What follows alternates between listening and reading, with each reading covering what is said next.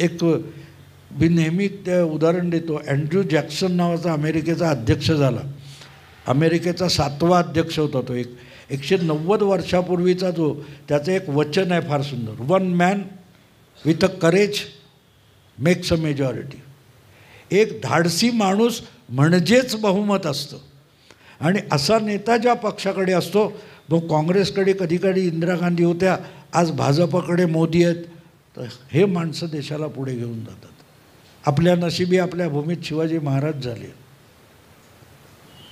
तेव्हा त्यांच्या जगण्यातून आपण जर शिकू शकलो तरी खूप काही साधू शकतो. मला वाटतं मी इथे थांबावं आणि प्रश्नोत्तर असतील तर करायला हरकत नाही. मला जर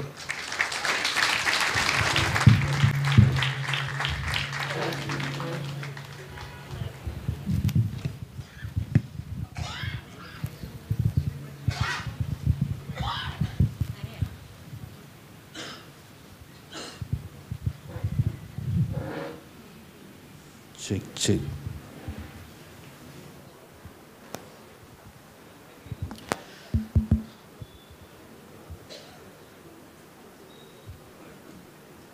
इतके लोक गेला ऑलमोस्ट 1.25 तास 1.5 तास रॅप्ट अटेन्शन ज्याला म्हणता येईल अशा ह्याच्यात भाऊंचे आपण विचार ऐकतोय. पर्याय नसतो असा फ्लो असतो. म्हणजे कशातून काय आठवेल ह्याच विषयावर उद्या बोलवलं तर अख्खं वेगळं होईल मला. कारण मी तयारी करून येत नाही, कधी तयारी करून येत नाही. अनेक लोक इथं आपापला खारीचा वाटा वेगवेगळ्या प्रकारे उचलतातच आहेत. तरी इंटेलेक्च्युअल्स आहेत, पुणेकर आहेत म्हटल्यावर प्रश्न हे येतात. ते ॲक्च्युली विचारण्याचे प्रश्न नाही आहेत. प्रत्येकाच्या मनात एक संभ्रम असतो की काय नक्की याचं लॉजिकल आणि तर्कशुद्ध मांडणी कशी करावी, हा प्रत्येकाच्या आपापल्या मनातला विचार आहे.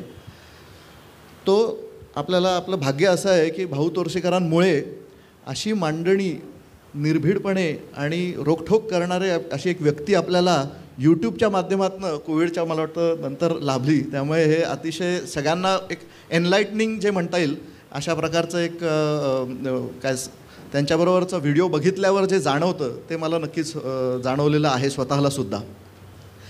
काही थोडे प्रश्न मी अनेक लोकांनी पाठवलेले आहेत. काहींचं उत्तरं आपण ऑलरेडी दिलेली आहेत. कदाचित थोडं रिपीट होईल, पण एखादा त्यातला वेगळा काही धागा असेल तर नक्कीच तुम्ही समजून सांगू शकाल. पहिला प्रश्न लोकांकडनं घेण्याच्या आधी मी मला आवडलेली एक गोष्ट सांगतो.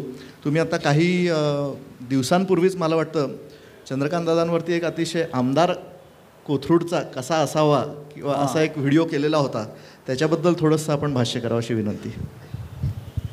नाही, मी तो जो व्हिडिओ केला त्याचं कारण असं होतं की खरं सांगितलं तर राजकारणी म्हणून चंद्रकांत दादा मला अजिबात आवडत नाही. कारण इतका हळवा माणूस आहे. राजकारण हा बदमाशांचा प्रांत आहे. त्याच्यात वाट चुकलेला एक वारकरी असं आहे ते. आणि त्यामुळे मी त्यांना अनेकदा सांगतो की तुम्ही फार संवेदनशील आहात, पण बदमाशाचे तुकोबांनी सांगितलं ना, नाठाळाच्या माथी हाणावी काठी. तेव्हा इतकं अगदी संवेदनशील राहू नका. जिथे असेल समोरचा वाकड्यात गेला तर अरेला कार्य म्हणत जा, हे सांगावं लागतं. आणि त्यामुळे मला तो व्हिडिओ बनवावा असा वाटला की हा माणूस 5 वर्षापूर्वी आला तेव्हा जो वादंग निर्माण झाला होता, आज तोच उमेदवार हा इथे वादातीत आहे. म्हणून मग तो वादंगातून वादातीत असं मी त्याचं शीर्षक पण दिलं होतं की तुम्ही जाता कुठे पण तुम्ही लोकांना आपलंसं करून घेणं जे असतं आणि त्यांच्यातला एक होऊन जाणं जे असतं ते फार महत्त्वाचं असतं. कारण सुखदुःखाशी समरस होता आलं पाहिजे आणि ते करेल तो मग प्रतिनिधी असतो. म्हणजे मला नेहमी उदाहरण द्यायची खाज आहे, पण त्याला पर्याय नाही की तुम्ही चिकित्सक असतो ना, बुद्धिवादी, त्याचा एक मोठा प्रॉब्लेम असतो की तुम्ही लोणचं दिलं की तो फोड काढून नको तो. हे काय आंब्याचा तुकडा आहे, कैरीचा तुकडा आहे, हे काय लोणचं आहे आपलं, हे काय लिंबू आहे, हे काय मिरची आहे, मग लोणचं कुठे आहे? मग तुम्ही त्याला खार काढून दाखवलं, पण हे तिखट आहे म्हणजे याच्यात मिरची आहे, पण याच्यात तेल पण आहे. अरे सगळं मिळून होतं त्याला बाबा लोणचं म्हणतात. तसं मग एकत्रित झालं की आपण खार लिंबू असं म्हणत नाही. तेव्हा तो एक चमचाभर काढतो ते लोणचं असतं. मग त्याच्यातला चंद्रकांत दादा कोण, मंदार कोण हा विषय नसतो. आणि तसा जर समरस झाला असेल माणूस, तर तो एक चांगला लोकप्रतिनिधी म्हणून लोकांच्या नजरेत आणून देणं आवश्यक होतं, म्हणून तो व्हिडिओ केला होता. धन्यवाद. एक प्रश्न आहे, मी आता काहींनी लिहून पाठवलेले आहेत, त्यातला थोडक्यात एक सारांश म्हणून वाचून दाखवतो. लोकसभेच्या वेळेला फेक नॅरेटिव्ह जोरदार चालवलं गेलेलं होतं. एवढे सगळं कळून पण लक्षात येत होतं, हे सगळं कळून पण या विधानसभेच्या निवडणुकीमध्ये सुद्धा अजूनही आपल्या लोकांमध्ये धर्माबद्दल असा निद्रिस्तपणा किंवा कमी मतदान करणे असे आहे का आता ते बदललेलं आहे? नाही, त्या दृष्टीने प्रयत्न सुरू झाला आहे. खरं सांगायचं तर लोकसभा निकालानंतर बांगलादेशची घटना घडली आणि बांगलादेशनंतर आपल्याकडे प्रतिक्रिया यायला सुरुवात झाली होती. आणि जम्मू काश्मीर, पर्टिक्युलरली जम्मू आणि हरियाणा, इकडे त्याचा प्रभाव दिसेल असं मी सांगत होतो. माझं जे इतर जे आमचे ओमकार चौधरी आहेत किंवा तो अभिषेक तिवारी आहे, ते संजय दीक्षित, ह्यांच्याबरोबर माझे हिंदी व्हिडिओ पण ते बनवतात, म्हणजे इंटरव्ह्यूसारखं. तर त्यांनाही खरं वाटत नव्हतं मी हरियाणा भाजप जिंकेल म्हटलं तर, कारण सगळे ओपिनियन पोल वगैरे. त्यांना म्हटलं मी सांगतो याचा अर्थ काय मी ओपिनियन पोल घेत नाही. मी म्हटलं जनतेच्या मनावर कशाचा प्रभाव पडू शकतो याचा अंदाज घेतो. आणि ज्या प्रकारे बांगलादेशमध्ये लाखापेक्षा जास्त हिंदू रस्त्यावर उतरले, हे बांगलादेशमध्ये कधी घडलं नव्हतं. त्याची प्रतिक्रिया आठवड्याभरात पश्चिम बंगालच्या सिलिगुडीमध्ये आली. त्यानंतर जवळजवळ 10-15 दिवसामध्ये हिमाचल प्रदेशात, जिथे 2% पण मुस्लिम लोकसंख्या नाही आहे, तिथे एक अनऑथॉराइज मशीद पाडायला 10-15 हजार हिंदूंचा मॉब उतरला. या सगळ्या प्रतिक्रिया होत्या. आणि त्या प्रतिक्रिया कशा होत्या ते समजून घ्या, की एखादी कृती आपल्याकडून घडते आणि आपल्याला आपण चुकलो असं व्हायला नको होतं. म्हणजे रागावलेली आई एखाद्या पोराला आपल्या पोराला मारते, थप्पड मारते, धपाटा मारते, पण तो जिव्हारी लागला तर डॉक्टरकडे हॉस्पिटलमध्ये गेल्यानंतर ते पोर रडत नाही एवढी आई रडते. त्या निवडणुकीत मोदी पराभूत झाले नाही, भाजप पराभूत झालं नाही, आपण पराभूत झालो. ही पश्चात बुद्धी जी आहे त्याचा प्रभाव दिसेल. आणि आता निकाल लागल्यानंतर ते म्हणाले कमाल आहे आपकी. म्हटलं मी सायकोलॉजिकल विचार करतो, मानसिकतेचा विचार करतो. आणि बघा तुम्ही, लोकसभेला हरियाणामध्ये 64.8% मतदान होतं, विधानसभेला 67.9%, म्हणजे 3.1% मतदान वाढलं. त्यांनी चमत्कार घडवला.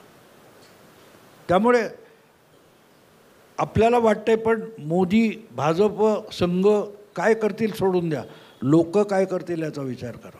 आणि लोकांना हे दिसतंय, जाणवायला लागले. बाळासाहेबांच्या मातोश्री बंगल्यावर मुस्लिमांचा जमाव येतो आणि उद्धवला गद्दार म्हणतो. याचा उद्धवला राग आला नसेल, पण हिंदूंना राग येतो, कारण ती बाळासाहेबांच्या वास्तव्याची जागा आहे आणि त्याचा प्रभाव पडतो आणि पडणार. एक नॅरेटिव्ह मीडियाबद्दलचा पुढचा प्रश्न. इतक्या सगळ्या वर्षात भाजपने किंवा त्यांचे समर्थक आहेत त्यांनी अशी एखादी वर्तमानपत्र किंवा एखादी दूरचित्रवाणी किंवा चॅनल असं आत्तापर्यंत का केलं नाही की ज्याचे भाजपचा प्रसार योग्य तऱ्हेने करून तो सर्वसामान्य जनतेपर्यंत पोहोचवता आला असता? नाही, तो केला नाही हे बरोबर आहे, पण अपप्रचार करणारे जे आहेत ते सुद्धा काँग्रेसने केलेलं नाही किंवा डाव्या पक्षांनी केलेलं नाही. त्यांनी जे केलं होतं ते असं केलं की स्वातंत्र्योत्तर काळामध्ये सगळ्या लिबरल लेफ्ट ज्याला आपण म्हणतो, पुरोगामी ज्यांना म्हणतो, त्यांनी तुमच्या शिक्षण संस्था, जनमानसावर प्रभाव पाडू शकणाऱ्या ज्या संस्था संघटना आहेत त्या उभारल्या किंवा काबीज केल्या. म्हणजे तुमची नाट्य अकादमी असेल, फिल्म इन्स्टिट्यूट असेल, तुमचं साहित्य अकादमी असेल, हे सगळं काबीज केलं आणि त्यांचं थॉट प्रोसेस त्याच्यात इतकी घुसवलेली आहे. आता ती बाजूला करण्याची प्रक्रिया आत्ता सुरू झालेली आहे आणि ती परत 9 वाजता पत्रकार परिषद घेऊन सांगितली जात नाही, कारण त्याचा बोबाटा जास्त होतो. पण तुमच्या माहितीसाठी सांगतो की 5-7 वर्ष मागे तुम्ही गेलात तर त्याच JNUमध्ये, नेहरू विद्यापीठामध्ये भारत तेरे तुकडे होगे वगैरे झालं होतं, आठवतं? यावर्षी त्या नेहरू विद्यापीठामध्ये संघाचं संचलन झालं. गेल्या 5 वर्षामध्ये JNUमध्ये अशी कुठलीही लेफ्टिस्टांची मोठी संमेलनं वगैरे होऊ शकलेले नाहीत, चळवळी निदर्शनं होऊ शकलेली नाहीत. आणि त्याच्या पलीकडची गोष्ट सांगतो की या प्रकारचं आंदोलन केलं तर विद्यार्थ्याची विद्यापीठातून हकलपट्टी होते. 20,000 रुपये दंड लागू केला आहे. फक्त हे केलं याची सकाळी पत्रकार परिषद घेतलेली नाही. परिणाम महत्त्वाचा असतो, परिणाम महत्त्वाचा असतो. माझ्यावर आजारावर उपाय झाला, मी बरा होणं महत्त्वाचं आहे, उपचार केल्याची जाहिरात महत्त्वाची नाही. आणि ही चालू आहे आणि ही प्रक्रिया स्लोली चालू आहे. शिक्षण पद्धत बदलणं, आपल्याकडची कायदा आणि न्यायव्यवस्थेची रचना बदलणं जी ब्रिटिशकालीनच चालू आहे. आपल्याकडे पुरातन न्यायव्यवस्था होती जी नीती नैतिक मूल्यावर होती. आजच्या न्यायव्यवस्थेमध्ये नैतिक मूल्य नाहीत. तर हे बदल करायचे आहेत. म्हणून पुढची 15-20 वर्ष मोदी प्रणित राजव्यवस्था चालू राहिली पाहिजे. ह्याला महत्त्व तेवढ्यासाठी आहे. त्याचे परिणाम तुम्हाला झटपट दिसत नाहीत. मित्रांनो, 91 साली अर्थव्यवस्था मुक्त झाली, तोपर्यंत आपल्याकडचं निवडणुकीची सेफॉलॉजी जी होती ती नकारात्मक होती. काँग्रेस सत्तेत येईल का, काँग्रेस पडेल का, अँटी इन्क्युबन्सीवर आधारित होती. आणि तोपर्यंत सर्वे बरोबर येत होते. 2000 नंतर सर्वे का फसायला लागले की 91च्या मुक्त अर्थव्यवस्थेचे परिणाम समाजावर, समाजाच्या जीवनावर होऊन हळूहळू करत राजकारण हे प्रो इन्क्युम्बन्सीकडे वळलं. पण अजूनही सेफॉलॉजी करणारे, राजकीय विश्लेषण करणारे तिथपर्यंत आलेले नाहीत. आणि म्हणून चुकीच्या निकषावर आधारित चाचण्या होतात आणि निकाल चुकीचे होतात.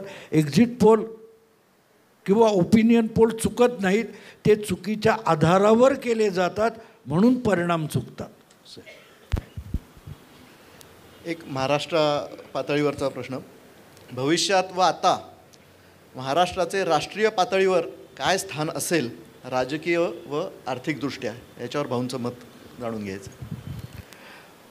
मला असं वाटतं की राष्ट्रीय पातळीवर जे नेतृत्व असतं ते कुठल्याही प्रांताचं नसतं. तुम्ही बघाल तर 75 वर्षापेक्षा अधिक काळ झाला आपल्याला देशाला स्वातंत्र्य म्हणून. आणि या सगळ्या नेतृत्वामध्ये प्रमुख तुम्हाला कोण दिसेल? Nehru, Indira Gandhi, Rajiv Gandhi, Sonia Gandhi. They are not even Indians. तुम्ही मला सांगा ते कुठचे आहेत? मद्रासी आहेत, मराठी आहेत, पंजाबी आहेत, बंगाली आहेत? नाही. पण आमचे शरद पवार गेले की ये घाटी आ गया, नरसिंहराव गेले ये कामाठी आ गया, वो गुज्जू आ गया. या सगळ्यांना प्रांत चिकटलेले होते. नेहरू, आपला नरेंद्र मोदी या माणसाचं कौतुक मला एवढं वाटतं की गेल्या 10 वर्षात एक उद्धव ठाकरे वगैरे सोडले तर त्यांच्यावर गुजराती असा आरोप कोणी केला नाही. आणि हा फरक मोठा होता की त्यांनी स्वतःला इंडियन केलं. तेव्हा महाराष्ट्रातला जो नेता मराठी असूनही स्वतःला भारतीय म्हणून सिद्ध करू शकेल तेव्हा ते नेतृत्व पुढेल. शिवाजी महाराज मराठी आहेत हो, शिवाजी महाराज मराठी आहेत ना, पण का बंगाली हळहळतो? शिवाजी म्हटल्यानंतर तो एक हळवा कोपरा प्रत्येक भारतीयाच्या मनामध्ये का असतो? कारण आमच्यासाठी शिवाजी महाराज मराठी होते, पण बाकीच्या भारतासाठी, उपखंडासाठी ते भारतीय होते, हिंदू होते. फरक तो असतो. आमचा काय तो सदाशिव भाऊ तेव्हा ज्याला अब्दाली म्हणाला, तुला कशाला पाहिजे, लाहोर मला राहून दे ना, लाहोर माझ्याकडे राहून दे, तू अमृतसर ठेव. तो म्हणाला नाही, लाहोर पण माझाच आहे. आता सदाशिव भाऊ मराठी होता, मग पंजाबी लाहोर त्याचा का होता, तो भारतीय होता. आणि म्हणून पानिपत हरल्यानंतर आपलं परचक्र सुरू झालं. हे लक्षात घ्यावं लागतं. मी त्यामुळे महाराष्ट्राचं स्थान काय, मराठी आहेतच सगळीकडे, सगळीकडे असणार, जगभर असणार.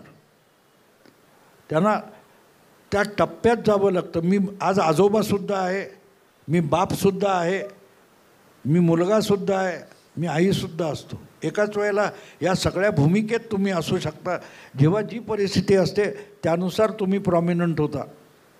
तेव्हा ती वेळ आल्यानंतर एक गुजराती मुख्यमंत्री पंतप्रधान झाला, एक मराठी नेता पंतप्रधान होऊ शकतो. हां, उचापतखोर असून चालत नाही, असं आहे. महाविकास आघाडी विरुद्ध महायुतीकडून जर उदाहरणार्थ NCP अजितदादांचा उमेदवार जाहीर झाला असेल आणि त्यामुळे BJPच्या नेत्याने बंडखोर म्हणून उमेदवारी अर्ज भरला असेल, तर माझ्यासारख्या BJP समर्थक मतदाराने कोणाला मत द्यायचे असं? नाही, तेच मी सांगितलं. तुमच्या डोळ्यासमोर आयडिया क्लिअर असली पाहिजे. अधीररंजन चौधरीला 6 वेळ निवडून देणारा जो मतदार होता, त्याने त्याला यावेळेला पाडलं, युसुफ पठाणला निवडलं, जो गुजरातचा आहे, बंगाली मुस्लिम पण नाही आहे. त्यामुळे तुम्हाला कोणाला हरवायचं आहे हे डोक्यात ठेवा आणि मतदान करा.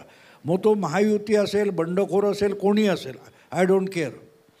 पण तुमच्या डोक्यात आयडिया क्लिअर असली पाहिजे, तुमचं मत हे तुमचं असलं पाहिजे. आणि त्यामुळे आपल्याला आणायचं आहे काय हे अतिशय स्पष्ट असतं, लक्षात ठेवा.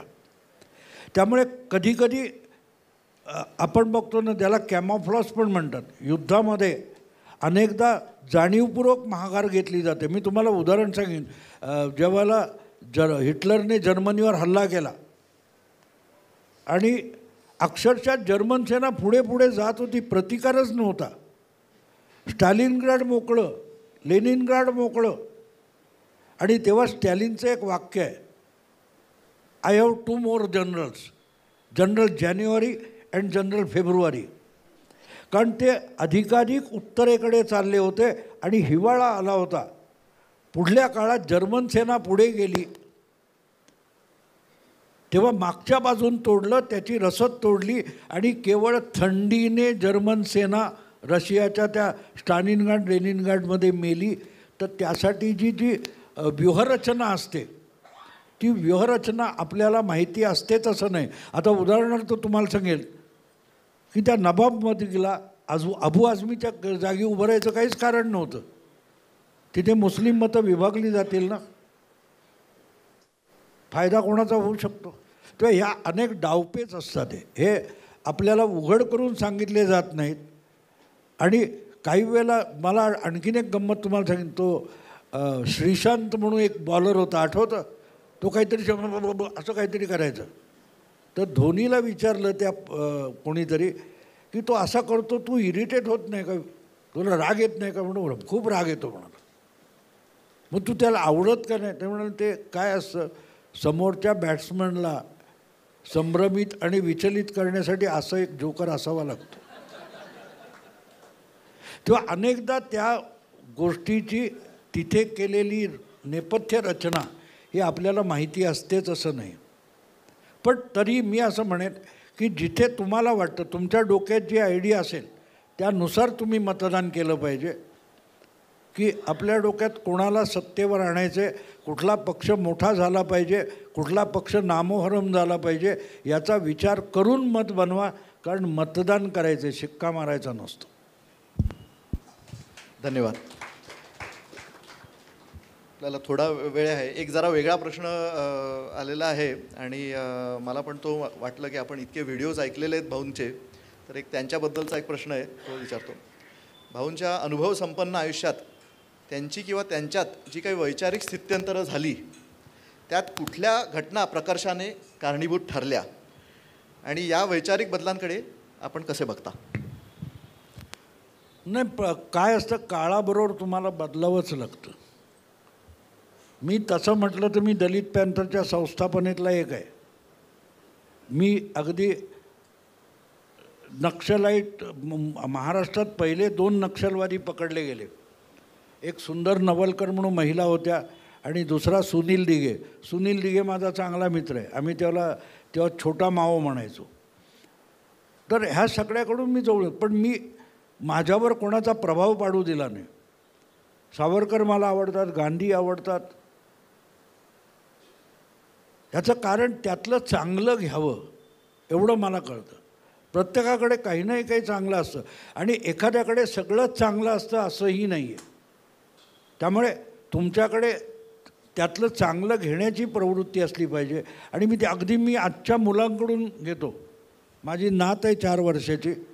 आत्ता आम्ही त्या डेहराडूनला आणि गेलो होतो. तिथून परत आलो. नंतर त्या आमच्या तिथे बाहेर ती मुंगी चालली होती. तिला सांभाळणारी ती नेपाळी बाई आहे. तिने झाडूने असं ते झटकलं तर ती पटकन काय बोलली, ऐसा मत करो, चीटी को दुखता है. ह्याला मुंगीला दुखतं ही कल्पना येते कुठून? मी अजून 7 दिवस झाले विचार करतोय की मुंगीला दुखतं हे ह्या पोरीच्या डोक्यात आलं का? ह्याचा अर्थ ती पण कसं कम्पॅरेटिव्हली विचार करते, तर ती का करू शकते ह्याचा मी विचार करतोय. त्यामुळे तिच्याकडून पण मी शिकतो असं मी मानतो. जगात प्रत्येकजण आपल्याला शिकवत असतो. हां, आपली शिकायची तयारी आहे की नाही, कारण शिकवायला तुम्हाला फक्त शाळा असतात किंवा कोणतरी शिकवतो असं नाही. तुम्ही शिकायला तयार असावं लागतं. आणि त्या दृष्टीने बघितलं मला तर मी सतत लोकांकडून घेत आलो. आता मी हे दिसले वारकरी आणि वारकरी हा शब्द आला आणि त्यावेळेला माझ्या डोक्यात वारकरी ह्या संप्रदायाविषयीचे विचार बाहेर आले नाही. तर मी कधी लिहिलं किंवा बोलले नाही. पण त्याकडे बघण्याचं मला ते कुतूहल आहे. माणसं 4-4 महिने चालत जातात, तर का जातात? त्यातून साधतात काय? ह्याची सुरुवात झाली, त्याची कारणं काय असतील हे कुठच्या पुस्तकात वाचायला मिळालं नाही. मी त्याचा शोध घेत माझ्या डोक्यात विचार करत राहिलो आणि माझ्या लक्षात आलं हे सगळ्यात मोठी अहिंसक लढाई होती. हे कोणी शिकवलं नाही ना मला. पण मी त्याचं म्हणजे काय मिळतं म्हणजे, आणि ते लाखो लोक जातात. तुम्ही बघा की त्यातल्या 95% 90% लोकांना आत विठ्ठल दिसत पण नाही. ते कळस बघून मागे जातात. पण मी तिथपर्यंत गेलो हे टार्गेट असतं आणि ते समजून घेण्याचा प्रयत्न करावा लागतो, बाकी काय नसतं. धन्यवाद. आपण बरोबर 6 वाजता कार्यक्रम सुरू केलेला होता. अजून एक 7-8 मिनटं आहेत.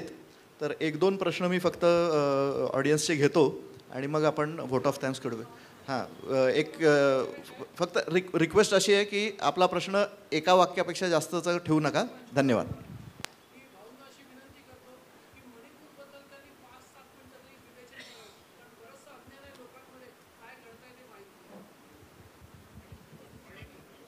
मणिपूरबद्दल काय असतं, मणिपूरचं प्रचंड राजकीय भांडवल झालेलं आहे.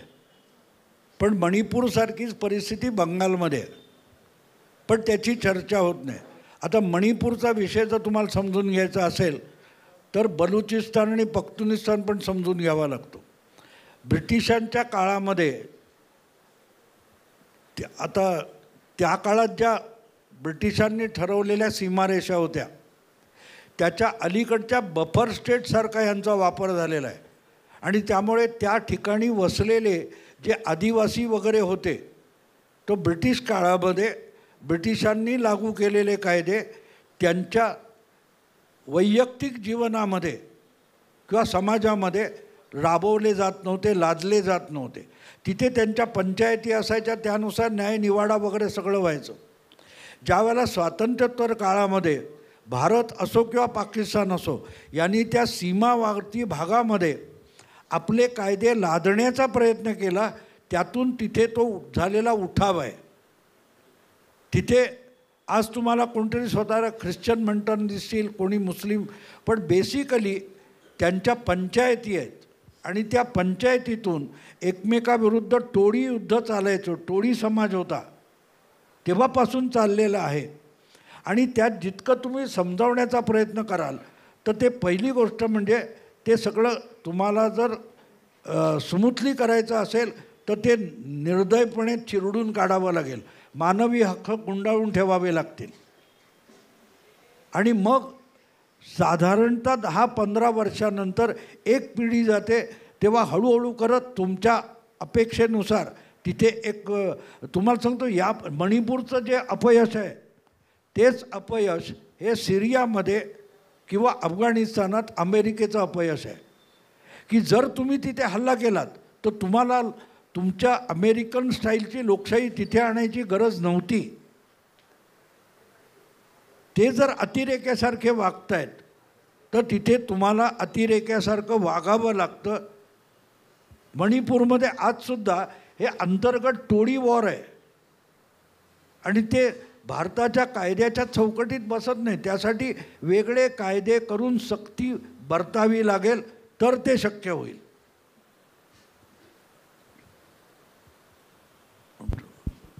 हा एक प्रश्न.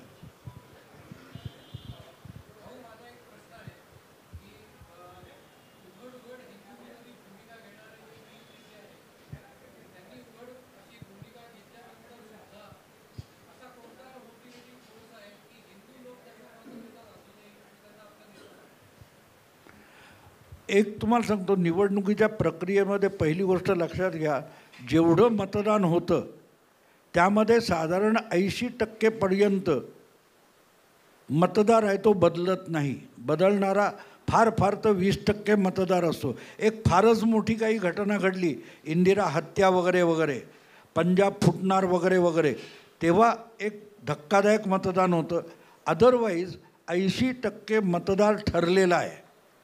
तो एका निवडणुकीपासून दुसऱ्या निवडणुकीपर्यंत थोड्याफार फरकाने बदलतो. म्हणजे या पक्षाचा वाढेल, त्या पक्षाचा कमी होईल, पण ड्रास्टिकली एका पक्षाचा वाढला असं होत नाही. आणि त्यामुळे निवडणुकीसाठी प्रचार मोहिमा, पोस्टर, जे जे काय होतं हे सगळं साधारणतः 10 ते 15% मतं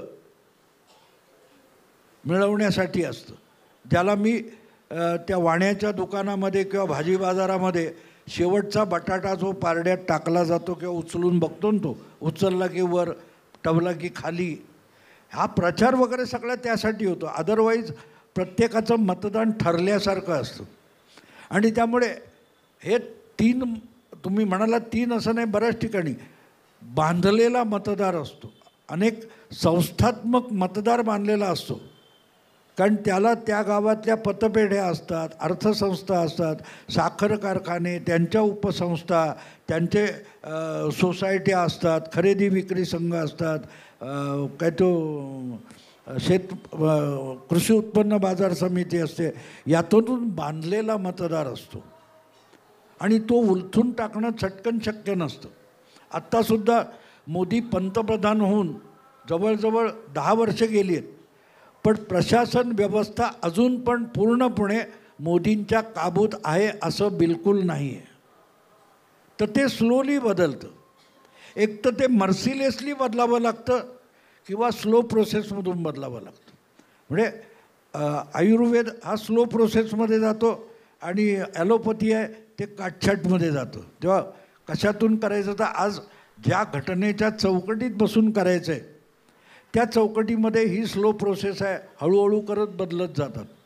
नाहीतर शरद पवारांना महाराष्ट्रात हरवून भाजप 1 नंबरचा पक्ष होणं सोपं नव्हतं.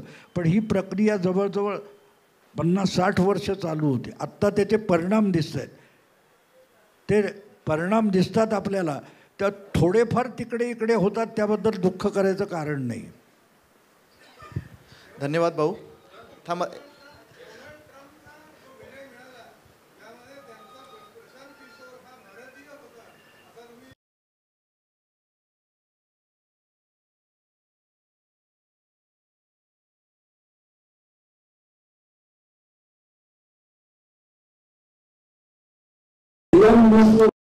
हे आणून त्याच्या गोटात उभे करणं सोपी गोष्ट नाही आहे, सोपी गोष्ट नाही. आणि इलॉन मस्क हा केवढा मोठा उद्योगपती आहे बघा, की त्याने नासालाही चॅलेंज देणारं तेच रॉकेट परत एकदा उपयोगात येईल इथपर्यंत इन्व्हेस्टमेंट करून तो पुढल्या काळातला जगाचा औद्योगिक बाप होणार आहे.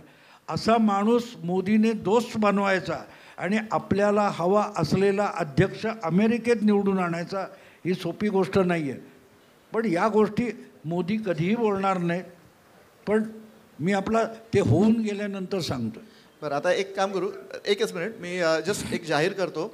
आत्ता 3 हात वर दिसले, तेवढे 3 प्रश्न तुम्ही फक्त उत्तर सगळे एकदम नंतर दिलं तरी चालेल. 3ही प्रश्न एकत्र घेऊ, त्याच्यानंतर मग प्रश्न नसतील मग then I will request Amruta to do the vote of thanks. तुम्ही विचार पहिला. नाही, बटोंगे तो कटोगे हे सगळीकडे आता पसरलेलं आहे आणि पंचतंत्रातली गोष्ट आहे. त्या काड्या एकत्र केल्या तर मोडत नाहीत आणि एक एक असली तर मोडता येते. हेच त्याने अहो इंग्लिश आहे ना, together we stand divided we fall.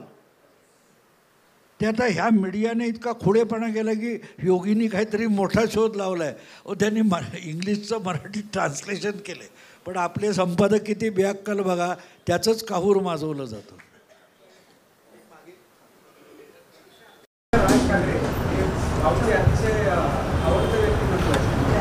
अध्यक्ष राज ठाकरे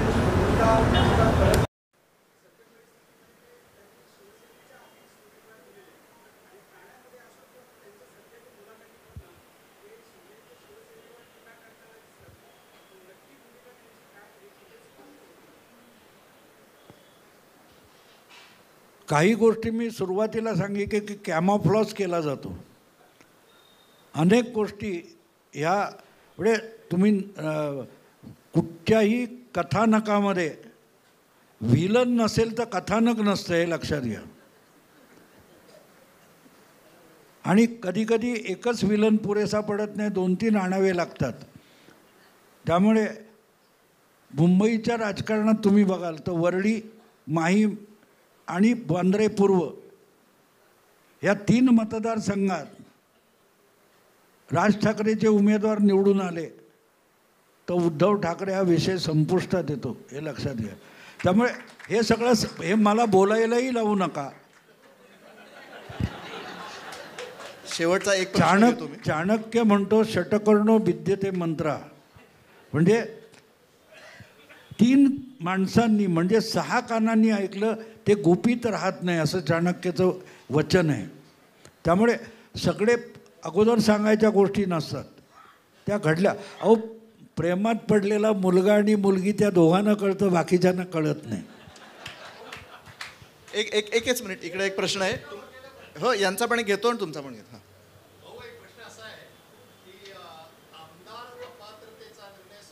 पुढे पेंडिंग आहे. विधानसभेची मुदत संपली आहे. आता याच्यानंतर समजा सुप्रीम कोर्टाने तांत्रिक निर्णय दिला तर तो आत्ता निवडून आलेल्या आमदारांवर लागू होऊ शकतो का आणि व्हावा काय, आपलं काय मत आहे?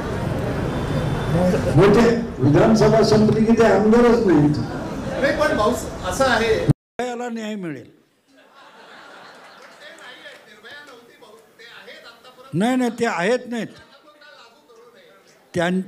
ती केस ही ते ज्या 5 वर्षासाठी आमदार आहेत आणि ती 5 वर्ष म्हणजेच निर्भया. कळलं का मी काय म्हणालो? ते आता परत आमदार होतील आणि त्या नव्या आमदारकीवर केस नाही आहे आणि हे होणार, हे मी गेली 2 वर्ष सांगतोय. मी उल्हास बापट नाही आहे. धन्यवाद. एक शेवटचा प्रश्न यांच्याकडनं घेऊया.